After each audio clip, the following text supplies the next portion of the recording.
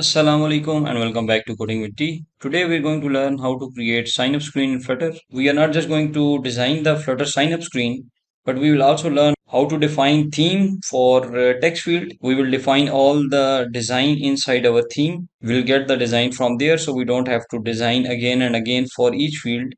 Okay, so in this tutorial, let me just open the application.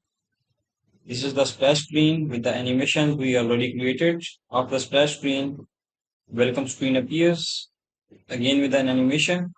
So in the previous tutorial, when we go on the login, you can see we already created the design. But in today's tutorial, when we click on this sign up, this is what we are going to create. And also when we click on this full name or any other field, you can see their border icons and text design is changed. But when we are going to switch it towards the dark mode, inside the dark mode, you can see the whole theme has been changed, but the text is clearly visible.